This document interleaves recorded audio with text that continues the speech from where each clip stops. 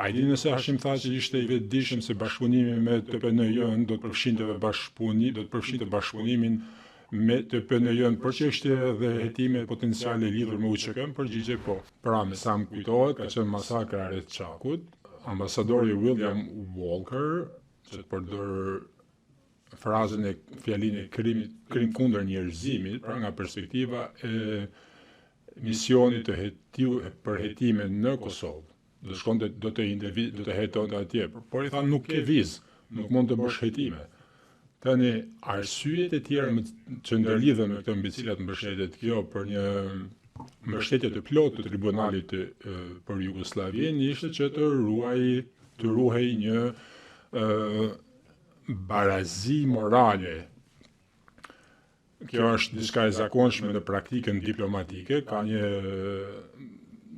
është një ide e qartë e shkallës në të cilën të gjitha palët janë të përgjithshme, të gjitha palët kanë gjak në duart e tyre, dhe kjo ju jep diplomatëve më shumë hapësirë dhe mundësi për të negociuar, për të bërë kompromise. Kosovarët kishin parë, dhe do të theksoja këtu në veçanti, Veton Surroj dhe Bujar Bukoshi kishin parë nga përvoja e Bosnjës se shpesh herë pavarësisht faktit që kryerja e mizorive, veprimeve, krimeve ishte e disproporcionuar, pra në anën e regjimit serb, por që shpesh herë bosnjakët dhe kroatët edhe serbët ishin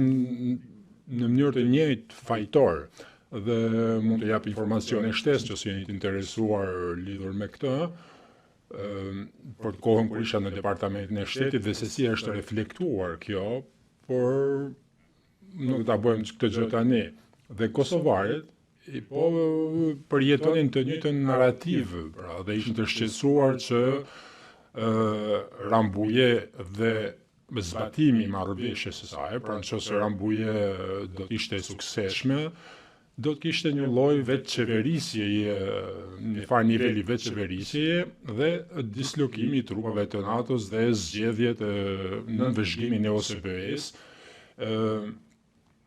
Pra që nëse nuk do të kishte një gjykat në tribunal për Jugosllavinë me çështje të plotë të rëndësishme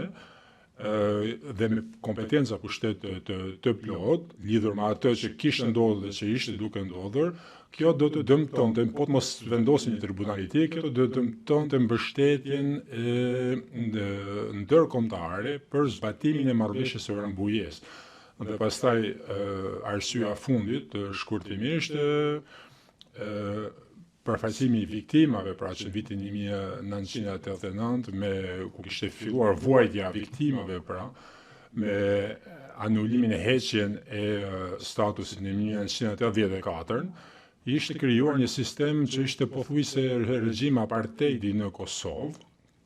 dhe popullsia ishte traumatizuar dhe viktimizuar, dhe kishte shumë pak qasje në të dhënat dhe shënimet historike, pra krijimin e dhënave historike apo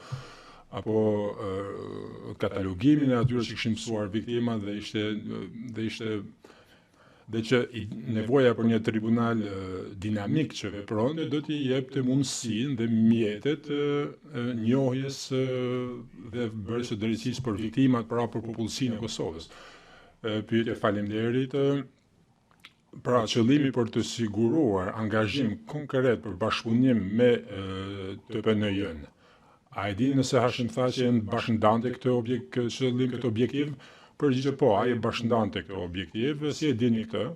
Përgjigje drafti, pra një dy arsye, drafti fillestar, pra letra,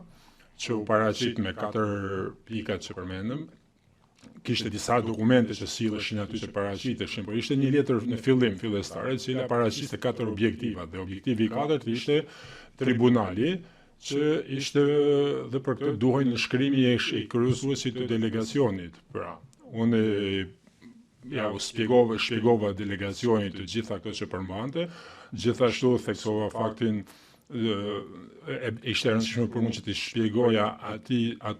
sepse si jurist, nëse përgatit një dokument për një klient pro bono dhe kërkohet në nënshkrimin e tij, Dhe kjo ndodhi që ishte në nënshkrimi, kërkojnë nënshkrimi pra i kryesuesit të delegacionit në cilësinë e tij si kryesues. Në këtë rast duhet të jetë një personi duhet të sigurohet që personi që do të nënshkruajë e kupton plotësisht këtë përpara se ta nënshkruajë. Pra, duhej jo vetëm që të shpjegoja gjithë delegacionit, por edhe atë që do të thoshte ky dokument. Pyetje pastaj ju sqaruan dhe shpjeguat këtë, si e shprehuaj pranimin e këtij dokumenti, përgjigjja ai ishte tërësisht e pranoi në tërësi atë dhe tha po, kjo pasqyron atë që edhe na intereson edhe neve, të gjitha të 4 pikat këtu. Pyetje,